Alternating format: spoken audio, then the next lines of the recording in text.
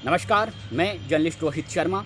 आप मेरे साथ में हैं दिल से रोहित चैनल में। दोस्तों, दिवाली पर्व की विदाई हो चुकी है। गोवर्धन और भैया दूज की आपको हार्दिक शुभकामनाएं।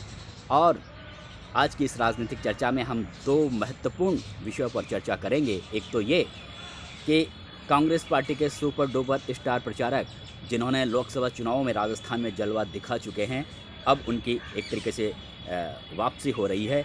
यानी चुनाव प्रचार की कमान वो संभालेंगे। कांग्रेस पार्टी की जो तमाम जो उम्मीदवार हैं, आस लगाए बैठे हैं, उम्मीद लगाए बैठे हैं।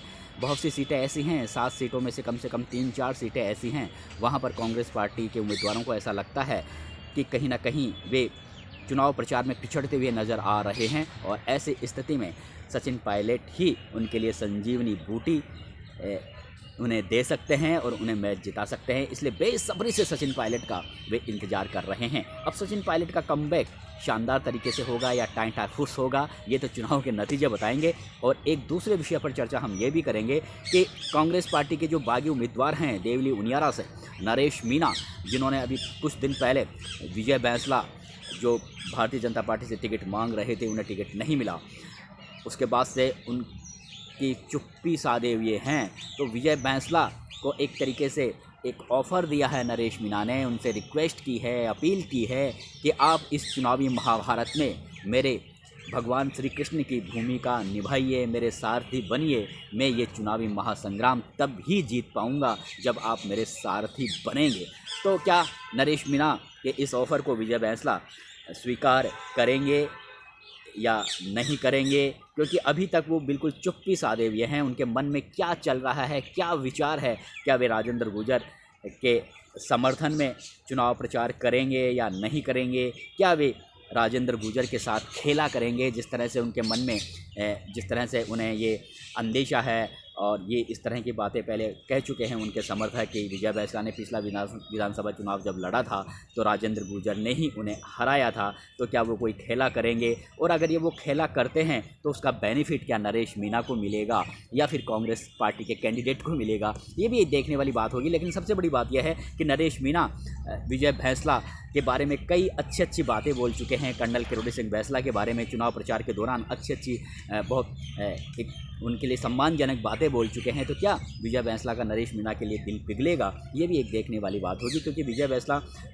हालांकि कर्नल किरोड़ी सिंह बैंसला के पुत्र हैं और कर्नल किरोड़ी सिंह बैंसला आप सब जानते हैं कि किस तरह के नेता थे। गुर्जर समाज के नंबर 1 और दबंग नेता माने जाते थे। आरक्षण आंदोलन के एक तरीके से वो जनक थे और आज गुर्जरों को जो आरक्षण मिल रहा है उसमें कर्नल किरोड़ी सिंह बैंसला का बहुत बड़ा हाथ था। उन्हीं की वजह से आज जिस तरह से गुर्जरों समाज को आरक्षण मिल रहा है, तो निश्चित रूप से गुर्जर समाज अब उनके बेटे को भी उसी नज़रिए से अभी तक देखता है। हालांकि गुर्जर समाज में भी कई गुर्जर नेता हो चुके हैं, उनके अलग अलग संगठन बन चुके हैं, लेकिन फिर भी कर्नल किरोड़ी सिंह बैंसला के समर्थकों की संख्या सबसे ज़्यादा है। तो ऐसी स्थिति में क्या वे नरेश मीणा को के लिए श्री कृष्ण की भूमिका में नज़र आएंगे और उन्हें क्या उनकी जीत के रास्ते आसान करेंगे? ये भी देखने वाली बात होगी। लेकिन मैं बात कर लेता हूँ सबसे पहले सचिन पायलट की। सचिन पायलट निश्चित रूप से देखिए एक राजस्थान कांग्रेस के नंबर 1 नेता हैं और आने वाले दिनों में इसमें कोई संदेह नहीं है कि जब विधानसभा चुनाव होंगे तो कांग्रेस पार्टी उन्हें मुख्यमंत्री के रूप में पेश भी करके चुनाव लड़ सकती है। ये प्रबल संभावना है। लेकिन अभी तक उनका चुनाव प्रचार उपचुनाव में कहीं नज़र नहीं आया। इसीलिए कांग्रेस पार्टी के जो उम्मीदवार हैं उनकी दिल की धड़कनें काफ़ी तेज़ हैं, उनकी सांसें अटकी हुई है। लेकिन बड़ी बात ये भी है कि भले ही सचिन पायलट ने अब तक चुनाव प्रचार की कमान नहीं संभाली हो, लेकिन 2 सीटें ऐसी है, चाहे वो दौसा हो, देवली उनियारा हो, जहां उनका सीधा व्यक्तिगत कनेक्शन जुड़ा हुआ है, उनका सीधा राजनीतिक वर्चस्व जुड़ा हुआ है। अगर इन सीटों पर कांग्रेस पार्टी के कैंडिडेट को हार का सामना करना पड़ता है तो यहाँ पर कांग्रेस पार्टी का कैंडिडेट नहीं हारेगा, यहाँ पर कांग्रेस नहीं हारेगी, बल्कि सचिन पायलट की हार मानी जाएगी। और इस बात को सचिन पायलट भी समझते हैं। अब देखने वाली बात यह है कि वो किस तरह से आकर यहाँ जातिगत समीकरणों को साधते हैं। क्योंकि अगर हम दौसा की बात करें तो वहाँ पर डॉक्टर किलाल मीणा समाज के नंबर 1 नेता माने जाते हैं।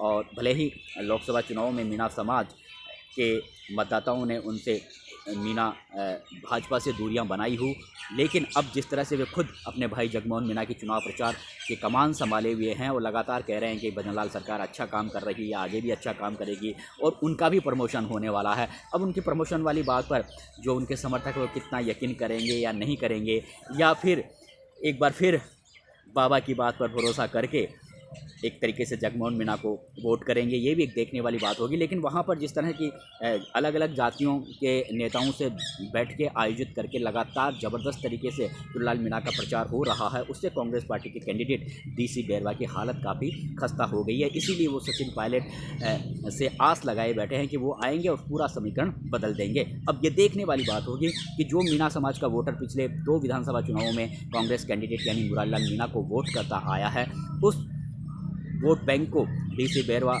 कितना साध पाएंगे, उसमें से कितने वोटों की कटिंग होगी, ये भी एक देखने वाली बात होगी। लेकिन ऐसा लगता नहीं है कि मीणा समाज के जो वोटर अब से पहले मुरारीलाल मीणा को वोट डालते आए थे, वो मुरारीलाल मीणा के कहने से या फिर कांग्रेस पार्टी के किसी नेता के कहने से जैसे पहले उन्होंने वोट किया था वैसे डीसी बैरवा को वोट करेंगे। ऐसा लगता नहीं है, क्योंकि सामने डॉक्टर चुन्नीलाल मीणा के छोटे भाई जगमोहन मीणा है और जिस तरह से राजस्थान में भारतीय जनता पार्टी की सरकार है, भले ही नाराज़गी रही हो लोकसभा चुनावों में, लेकिन ऐसा लगता नहीं है कि मीणा समाज, क्योंकि जहाँ तक जातिगत जो समीकरण होते हैं और जातिगत की जहाँ पर जातिवाद की जहाँ पर स्थिति आ जाती है, फिर निश्चित रूप से फिर वोट जो होता है वो एक मुश्त गिरता है।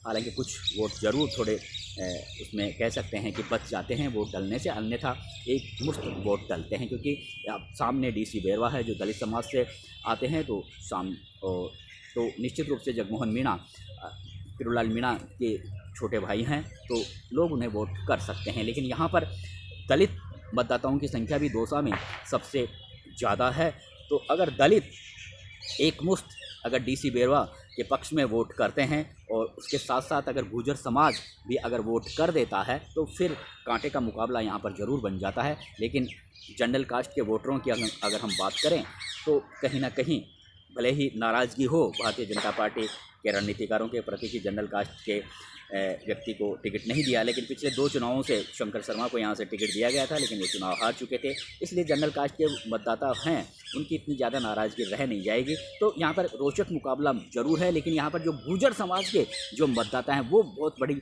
यहाँ पर भूमिका निभा सकते हैं। अब सचिन पायलट कितना अपने समाज के वोटरों को अपने पक्ष में कर पाते हैं, ये एक देखने वाली बात होगी। लेकिन सबसे बड़ी बात यह है कि सचिन पायलट अपने चुनाव प्रचार में यहाँ पर दौसा में किन शब्दों का इस्तेमाल करेंगे, क्योंकि सामने डॉक्टर चुन्नीलाल मीणा है और डॉक्टर चुन्नीलाल मीणा और सचिन पायलट ने कभी भी एक दूसरे पर किसी भी तरह के गलत बयानबाजी नहीं की, एक दूसरे का आदर और सम्मान करते हैं। और अभी भी चुन्नीलाल मीणा ने कभी भी सचिन पायलट के खिलाफ या पायलट परिवार के खिलाफ किसी भी तरह की कोई टिप्पणी नहीं की है। वो कहीं ना कहीं उनको गुर्जर समाज में एक तरीके से वो पैठ जमाने की कोशिश कर रहे हैं, उनका विश्वास हासिल करने की कोशिश कर रहे हैं। तो ऐसी स्थिति में सचिन पायलट गुर्जर समाज के वोटरों को कहाँ तक कांग्रेस पार्टी के प्रत्याशी डीसी बैरवा के पक्ष में डलवा पाएंगे, ये एक देखने वाली बात होगी। क्योंकि गुर्जर समाज के जो वोटर हैं उनमें भी कहीं ना कहीं कांग्रेस पार्टी के प्रति नाराज़गी रही थी जब सचिन पायलट को मुख्यमंत्री नहीं बनाया था।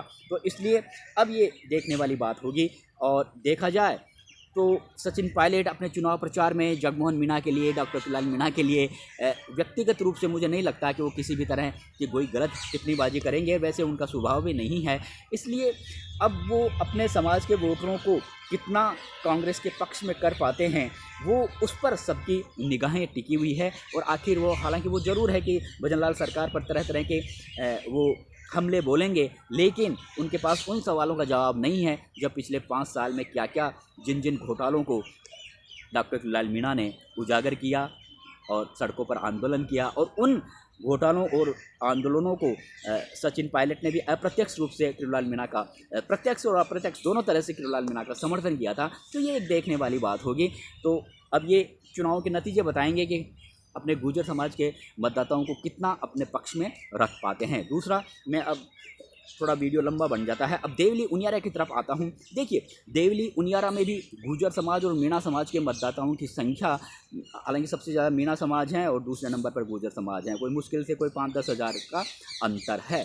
ऐसी स्थिति में मुझे नहीं लगता कि कांग्रेस पार्टी के जो वोटर हैं और जो मीणा समाज के जो वोटर हैं वो केसी मीणा के प्रति अब ज़्यादा विश्वास रख पाएंगे, क्योंकि जिस तरह का माहौल नरेश मीणा ने वहाँ पर क्रिएट किया है और जिस तरह से हर जाति और बिरादरी के लोग उनकी सभाओं में आ रहे हैं, उससे खुद कांग्रेस पार्टी के रणनीतिकार भी जानते हैं कि अब तक जो मीणा समाज के जो वोटर हरीश मीणा को लगातार 2 चुनाव में वोट करते आए थे, वो शायद हो सकता है, क्योंकि नरेश मीणा भी मीणा समाज के व्यक्ति हैं, काफ़ी ऊर्जावान नेता हैं। हालांकि 12 बाहरी इलाके से ज़रूर हैं, 12 से हैं, लेकिन जिस तरह से उनका चुनाव प्रचार में वो विश्वास दिला रहे हैं, भरोसा दिला रहे हैं, और जिस तरह से उनकी संघर्षशील एक अपनी राजनीतिक जीवन चर्या रही है, राजनीतिक यात्रा रही है, और जिस तरह से वो एक जुझारू नेता के रूप में माने जाते हैं, उससे हो सकता है एक नए ऊर्जावान लड़के को सामने देखकर मीणा समाज एक मुश्त